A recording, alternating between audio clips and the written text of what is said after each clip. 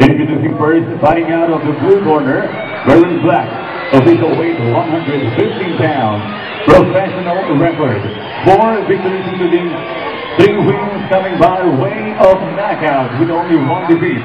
Fighting out of El Norte Boxing Stable of Show Boulevard, Mandaluyong City, here is Rex Oliza!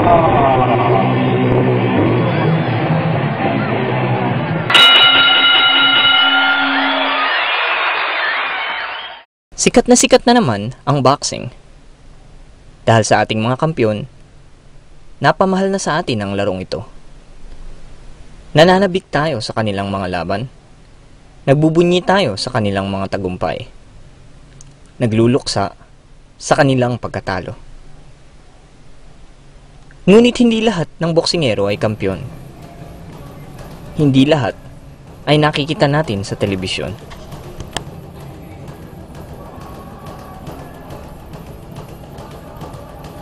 Dito sa gym, nabuo ang isang ideya. Sa gitna ng pag-iensayo, naipasya naming saliksikin ang mundo ng boxing.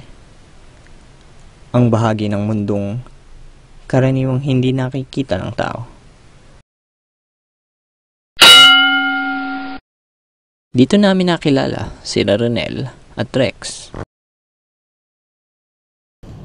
Ilang taon ka nagsimula ka? 7? Ano yun? Talagang lumalaban ka na, nagtitraining ka na kagad o lumalaban? Saan yun? Sa probinsya? Saan ka ba? Sa probinsya? Eh, ikaw, halimbawa, may anak ka na ba? May anak ka na? Wala ka pang asawa. Halimbawa, pag nagkaanak ka, itutulak mo bang mag-boxing yung anak mo? Di na ako yaman. Pero kung, bakit sa amin, mahirap. Siyempre, boxing ano. Kasi, ang boxing, yun lang ang pag-asa eh. Yun lang ang pag-asa para angat sa buhay. Angat yung buhay. Kasi kung may kung bigyan ng swerte, yun. Sigurado, angat ka. Pero kung malasin na ka, wala din. Wala din. Ang talaga, ang boxing para lang sa walang pinag-aralan. Yun lang ang nakikita ko eh. Ganun ba yung Kasi yung ganun yung pananaw mo? Walang natapos pa. Siyempre, mapipilitan ka na. Wala na akong ibang paraan para sinso. Ito na lang talaga. Nung bata ka, yun yung nakita mo talaga? Na, yun na nasa isip ko. Bata ka. Parang ito yung paraan ko para umasenso. Ito na yata yung paraan. Hindi ko naman gusto ito dati. Ganun. Nung bata ka, Siyempre, kasama ako sa kapatid ko. Kasi gusto ng kapatid ko yung boxing. Tapos, minsan, inaaway ko sa nung grade 1 pa ako. May mga away bata, gano'n. Siyempre po, mag-boxing niya ako. Yun. Tapos, nung high school na, siyempre yung isip ko, di na makapag-aaral ng Sa high school nga, hirap na lalo na sa college, wala na. Ito na lang, boxing na pag-asa. Ensayo. Tapos laban-laban yung mga So, ibig sabihin talaga, nung una, hindi mo hilig na... Pero nakahiligan mo na. Nakahiligan mo na lang din. Nakita mo yung sarili mo na dito ka aasenso, ganun ba? Parang, nakita mo yung sa kahit lagi kong pinapaginipan. Ginipin ako lagi. Boxing yung talaga yung pag-asa. Talagang... Pero wala eh. Minalas. Maswertihan lang. Ganyan ang tingin mo, talagang swertihan lang din. Hindi na binigyan ng maswertihan lang ang boxing.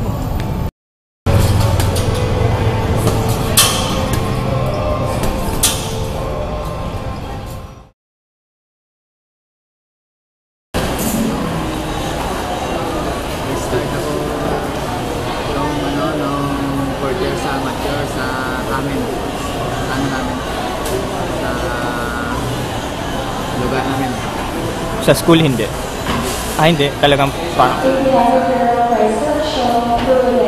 Barangay una.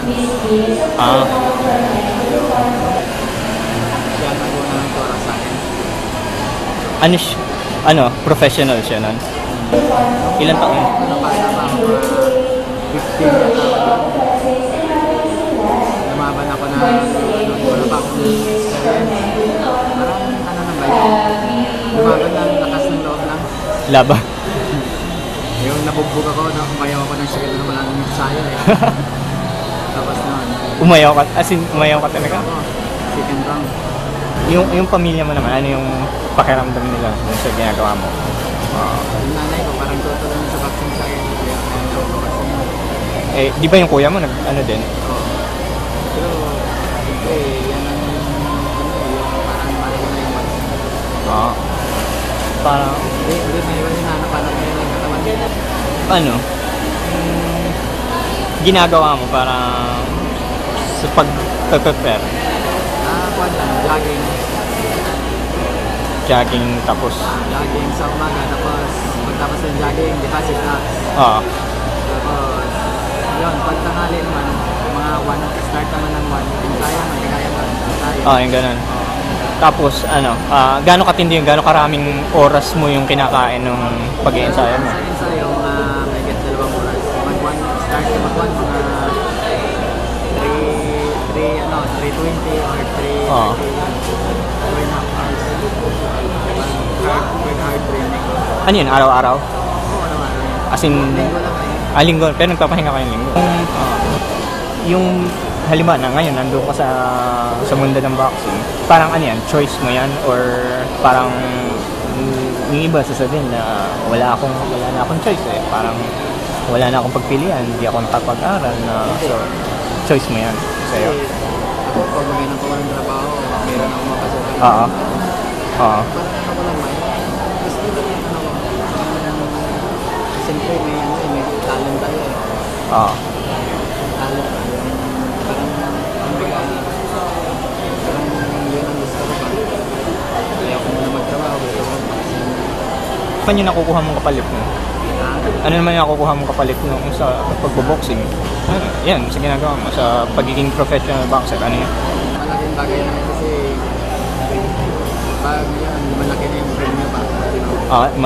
Malaki na rin. Pwedeng bigyan mo ako ng idea, ano yung, gaano kalaki yung ano? Kahit Kumari, kung maka-atapa ako ng 10 rounds, 10 rounds. makapalaban ako sa ibang bansa. Malaki na rin. So, yung sabihin yung ang isa rin dun sa gusto mo dyan eh yung financial na kapalit. Siyempre, kailangan mag-vaccine na lang na wala man lang pupuntahan. Yung part na sisikat ka, ano yun? Parang gusto mo din yun? O?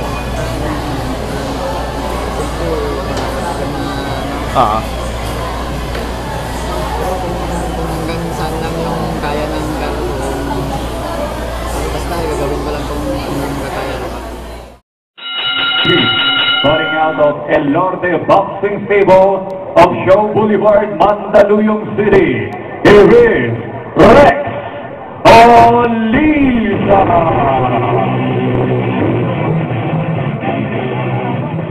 And now introducing his opponent across the ring, fighting out of the red corner, wearing maroon with white, official weight 114 and 1/2 pounds.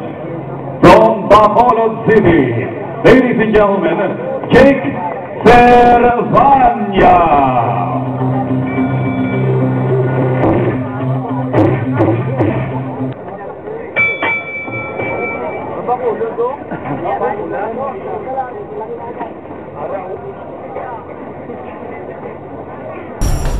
Boom!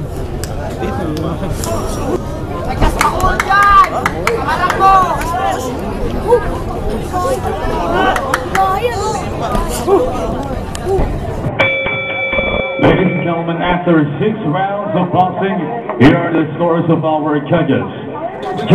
By split decision, Jake Cervania.